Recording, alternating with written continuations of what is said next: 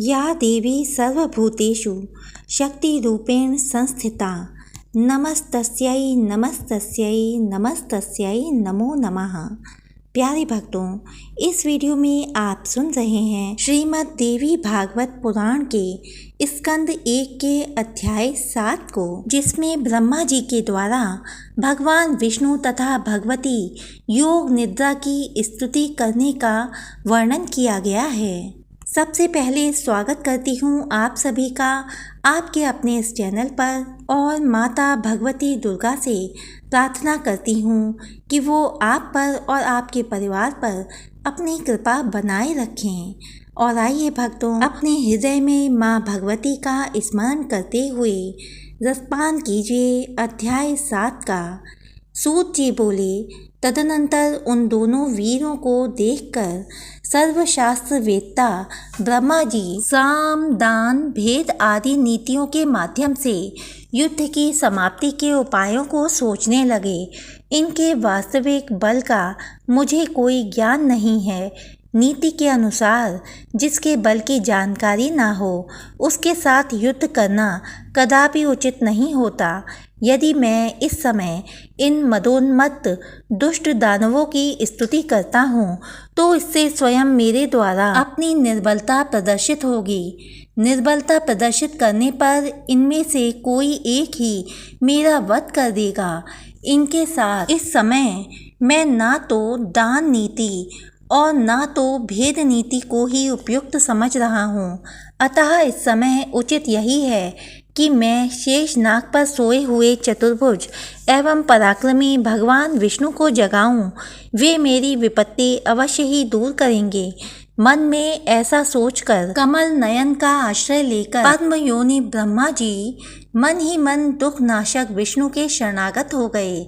वे शुभ संबोधनों द्वारा योग निद्रा के कारण स्पंदन रहित उन नारायण जगतपति भगवान विष्णु को जगाने के लिए उनकी स्तुति करने लगे। ब्रह्मा जी बोले, हे दीनानाथ, हे हरे, हे विष्णु, हे वामन, हे माधव, भक्तों की पीड़ा हरने वाले, हे ऋषिकेश, हे सर्वव्यापिन, हे जगतपते, हे अनंत स्वरूप, हे वासुदेव, हे अंतर्यामिन, हे जगत के स्वामी, हे दुष्टों तथा शत्रुओं का संहार करने में एकाग्र चित्त वाले, हे चक्रधर, हे गदाधारी, हे सर्वज्ञ, हे सर्वलोकेश, हे सर्वशक्ति संपन्न, हे देवेश, हे दुखनाशन, अब आप उठिए और मेरी रक्षा कीजिए। हे विश्वंभर, हे विशालाक्ष, हे पुण्य श्रवण कीर्तन, हे जगत सृष्टा, हे निराकार, हे सृष्टिपालन संहार के कारक, हे महाराज, ये दोनों मदोन्मत्त दानव मेरा वध करना चाहते हैं। हे सर्वाधार, मैं इस समय संकटग्रस्त हूँ। क्या आप यह नहीं जानते?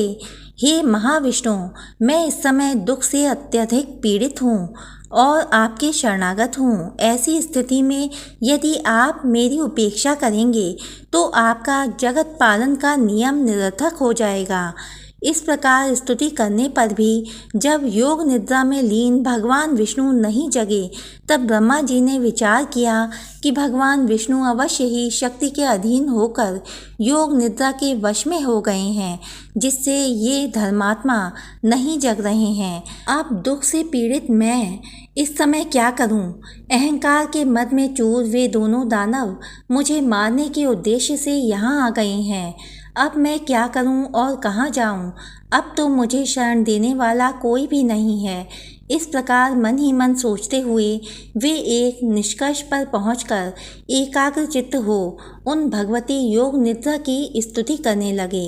उन्होंने अपने मन में यह दृढ़ विचार रख लिया कि वे ही महाशक्ति मेरी रक्षा करने में समर्थ हैं, जिन्होंने भगवान विष्णु को भी चेतनाहीन निस्पंद कर दिया है।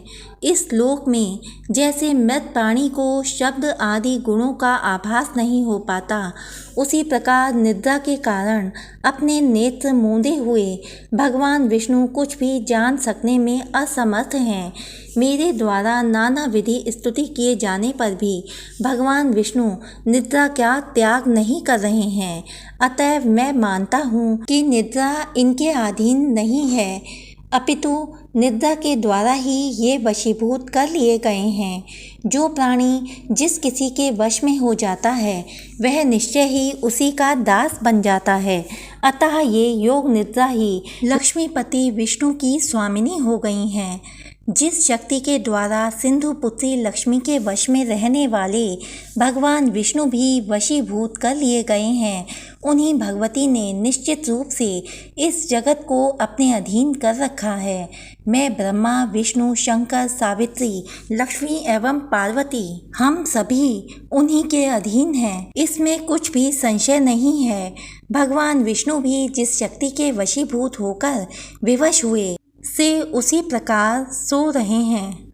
जिस प्रकार एक सामान्य प्राणी सोता है, तब अन्य महापुरुषों के विषय में क्या कहा जाए। अतः अब मैं योग निद्रा का ही स्तवन करूँगा, जिनकी कृपा से निद्रा मुक्त होकर जनार्दन सनातन भगवान वासुदेव युद्ध के लिए उद्योग करें। तदनंतर ऐसा निश्चय कर कमल नाल पर विराजमान ब्रह्मा जी भगवान विष्णु के अंगों में व्याप्त उन योग निद्रा की स्तुति करने लगे। ब्रह्मा जी बोले, हे देवी, इस जगत का कारण आप ही हैं। वेद वाक्यों से मुझे ऐसा ज्ञात हुआ है। हे अम्ब, आपकी ही शक्ति से संपूर्ण विश्व को ज्ञान देने वाले पुरुषोत्तम भगवान विष्णु भी इस समय योग निद्रा के वश में हो गए हैं। हे माता, समग्र लोक को मोहित कर देने वाली आपकी लीला को कौन जान सकता है। आपकी इस लीला से तो मैं भी मूढ़ हो गया हूँ और ये विष्णु परवश होकर सो रहे हैं।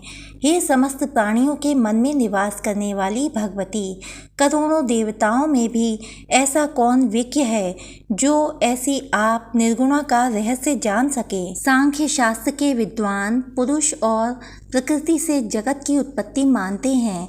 इनमें वे अचेतन प्रकृति को ही जगत को उत्पन्न करने वाली बताते हैं। तो फिर क्या आप वैसी ही अचेतन हैं?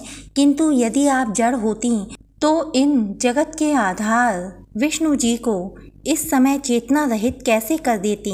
हे महामाये, आप सगुण रूप धारण कर नानाविध लीलाएं करती रहती हैं, अतः आपके रहस्यमय कार्यों का सम्यक ज्ञान करने में भला कौन समर्थ है। हे भवानी, मुनिगण संध्या नाम से आपके गुण को परिकल्पित करके तीनों समय प्रातः, मध्याह्न, सायं निश्चित रूप से आपका ही ध्यान करते हैं।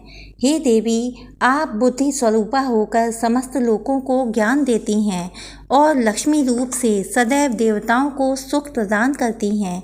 हे माता, संपूर्ण प्राणियों में कीर्ति, मति, धृति, कांति, श्रद्धा एवं रति रूप में आप ही विद्यमान हैं।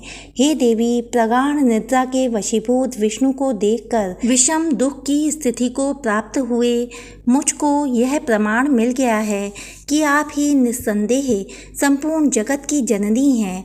इस विषय में अब सैकड़ों तर्क वितर्क की कोई आवश्यकता नहीं है। हे देवी, आप वेद शास्त्रों के पारदर्शी विद्वानों की समझ से भी परे हैं और वेद भी आपको पूर्ण रूप से नहीं जानते, क्योंकि उन वेदों की उत्पत्ति का भी कारण आप ही हैं। आपका यह संपूर्ण रहस्यमय क्रियाकलाप सबको प्रत्यक्ष दिखाई देता है। इस संसार में कौन ऐसा बुद्धिमान प्राणी है जो आपके संपूर्ण चरित्र को जानने में समर्थ है। स्वयं मैं, ब्रह्मा, विष्णु, शंकर, देवगण, अन्य मुनिवृंद तथा मेरे तत्वज्ञ पुत्र लोग भी उसे नहीं जान सके हैं।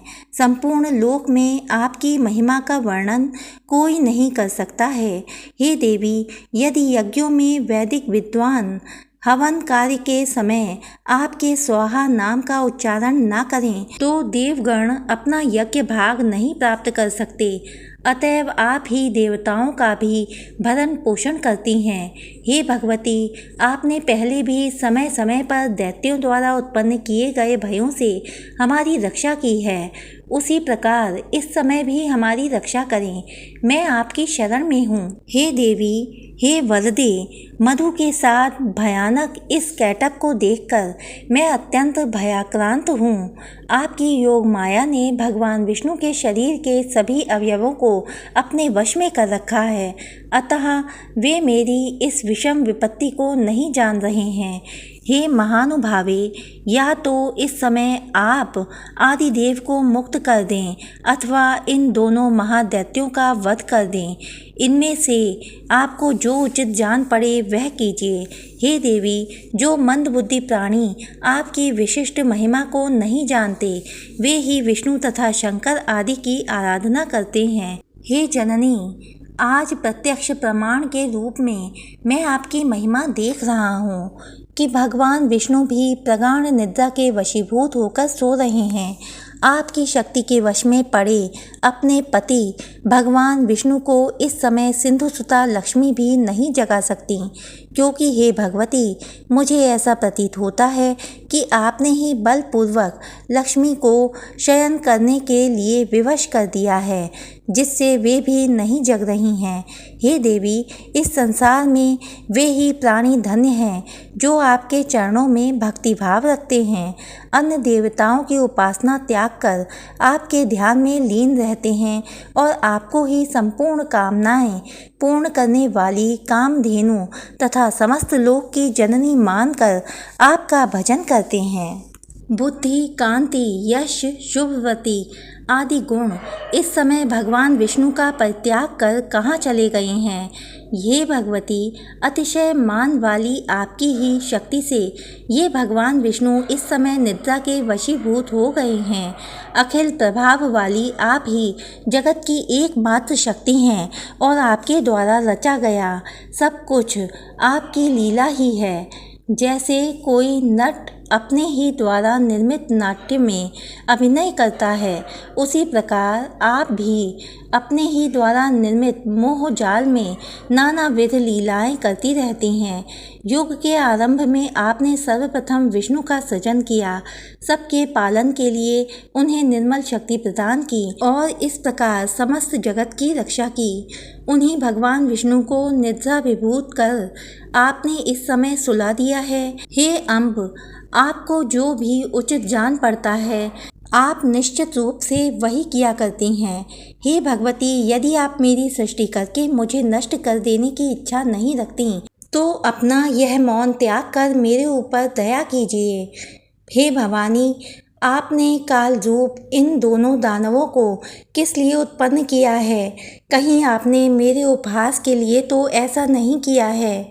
हे भवानी, अब मुझे आपके अद्भुत चरित्र का ज्ञान हो गया है।